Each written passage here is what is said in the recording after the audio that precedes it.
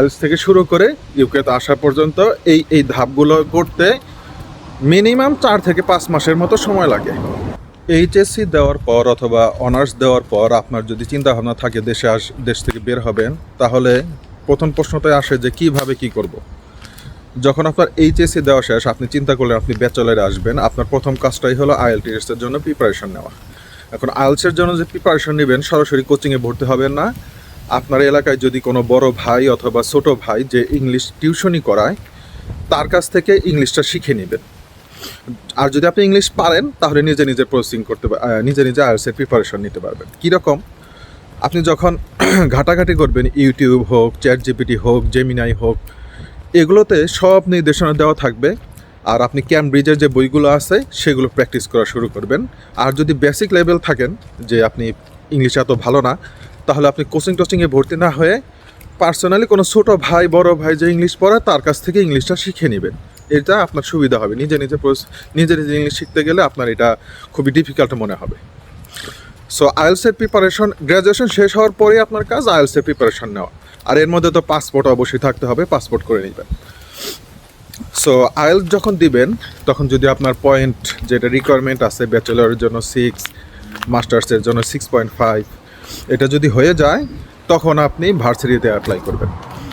এখন ভার্সিটি সিলেকশনের ক্ষেত্রে আপনি শহর চুজ করবেন, কোন শহরে আসবেন, আপনার সাবজেক্ট কোনটা আছে সেইটা অনুযায়ী এটা ভার্সিটি চুজ করবেন। ওইটা করার পর ওইটা টিউশন ফি যাবতীয় যা আছে সব কিছু দেখে, গুগল করে সব কিছু দেখে আপনি হলো এজেন্সিতে যাবেন। এজেন্সি ছাড়া যদি আপনি নিজে কোচিং করেন, প্রথম অবস্থায় অনেক কিছু বুঝবেন না, ঝামেলা হবে, ভিসা রিজেকশন একটা চান্স থাকবে। আর এজেন্সি ইউকের জন্য কোনো টাকাও নেয় না, সেই কারণে এজেন্সিতে যাওয়াটাই বেটার আমার কাছে মনে হয়। সো এজেন্সিকে যায় কথা বললে, যখন দেখবে যে আপনার আইএলটিএস আছে, সব কিছু ঠিক আছে, গ্র্যাজুয়েশনও সব কিছু ঠিক আছে, তখন ওরাই আপনাকে হুড়মুড় করে ধরবে যে আমারটা দিয়ে অ্যাপ্লাই করেন, আমারটা দিয়ে, ওরাই আপনাকে সব কিছু করে দিবে। সো যখন আপনি এজেন্সিতে গেলেন, ওরা অ্যাপ্লাই করলো, এরপরে ধাপগুলো কী কী? অ্যাপ্লাই করার পর যখন আপনার অফার লেটার পাবেন, অফার লেটার পাওয়ার পর অফার লেটার নিয়ে আপনি ব্যাংকে যাবেন। ব্যাংকে যেয়ে আপনার 35 লাখ টাকা অথবা 40 লাখ টাকার যে এফডিআর আছে সেইটা করবেন। সেইটা করার পর আপনি হলো প্রিপারেশন নেবেন টিউশন ফি দেওয়ার।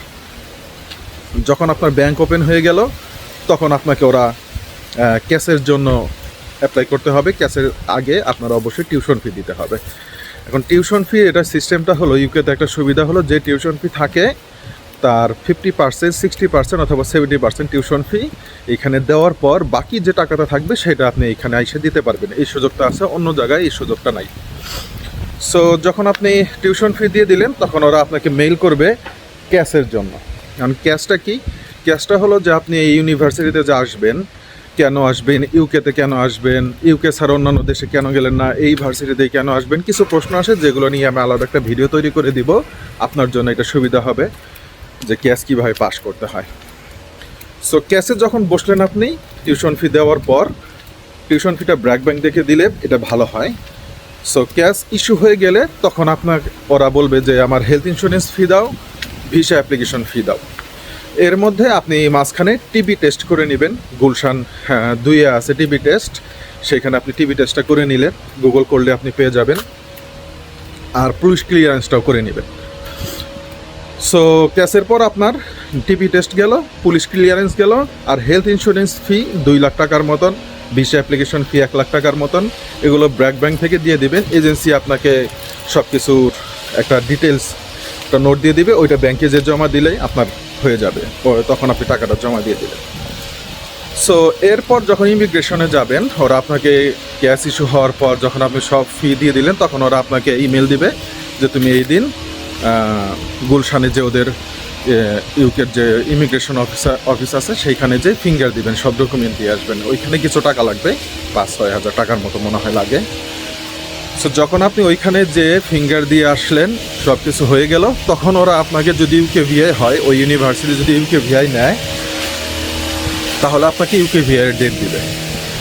এখন ক্যাশ ইন্টারভিউ যেটা, যে প্রশ্নগুলো করে, ইউকে ভিআইতেও সেম প্রশ্ন করে। ক্যাশটা হলো আপনার ইউনিভার্সিটি থেকে নিবে, আর ইউকে ভিআই যেটা আছে সেটা হলো ইউকের যে ইমিগ্রেশন অফিস আছে সেইখান থেকে নেবে। যখন আপনার ইউকে ইমিগ্রেশন হয়ে গেল, আপনি ইউকে ভিআই যখন বসলেন, আপনার ইউকে ভিআই যদি সব কিছু ঠিক হয়ে যায়, আপনার ওয়েট করতে হবে ভিসার জন্য। এখন অনেকের 1 মাসেও হয়ে যায়, যেমন আমার ইউকে ভিআই দেওয়ার পর 2 দিনের মধ্যে ভিসা হয়ে গেছে, ওরা আমাকে মেল করে দিচ্ছে যে ভিসা হয়ে গেছে, তুমি এই দিন থেকে আসতে পারবা। তো আপনিও এটা করলে ভালো হবে। আবার অনেকের আছে এরকম যে 2 মাস হয়ে গেছে এখনও ক্যাশের ডেট আসতেছে না, এরকমও হইতে পারে। যখন আপনার ভিসা হয়ে গেল, ভিসা হওয়ার পর আপনারা ওইখানে এন্ট্রি ক্লিয়ারেন্স কবে থেকে আপনি ইউকেতে আসতে পারবেন, কোন তারিখে, সেটার ডেট দেওয়া থাকবে। ওইটা করার পর আপনি ওই অনুযায়ী প্লেনের টিকিট কাটবেন। এখন প্লেনের টিকিট কাটলে আমি বলবো যে টার্কিশ এয়ারলাইন্সে কাটলে বেশি ভালো। টার্কিশের খরচটা কম, ট্রানজিটটাও কম থাকে। আর যখন আপনি এয়ারপোর্টে যাবেন তখন ওদেরকে বলবেন যে আমাকে সবার পিছনে বাম পাশের সিটটা দেন, কারণ ওইখানে কি হয় 2টা সিট থাকে, এক পাশে খালি থাকে। সব জায়গায় তো 3টা করে সারি থাকে, কিন্তু প্লেনে হলো ওই সবার শেষে যে সিট, আমি যেটাতে আসছিলাম ওইটাতে আমরা 2 জন ছিলাম, আমার ডান পাশে একজন, আমি বাম পাশে। আর এই পাশে কোনো সিট ছিল না, ব্যাগ ট্যাগ রাখা থেকে শুরু করে সব কিছু রাখা যায়, রিল্যাক্সে থাকা যায়। সো যখন আপনি প্লেনে উঠলেন অথবা টিকিট কাটলেন, যেটাই করেন, করার পর তারপরে এইখানে এসে পড়লেন। এই হলো ফুল প্রসেসিং। এইটা নিয়ে কারো কোনো ঝামেলা নেই। আইএলটিএস থেকে শুরু করে ইউকেতে আসা পর্যন্ত এই ধাপগুলো করতে মিনিমাম 4 থেকে 5 মাসের মতো সময় লাগে। এই সব কিছু মিলিয়ে যখন আপনি সব কিছু সঠিকভাবে করবেন, তখন দেখবেন যে বাংলাদেশ থেকে ইউকে আসাটা আপনার জন্য খুবই ইজি হবে।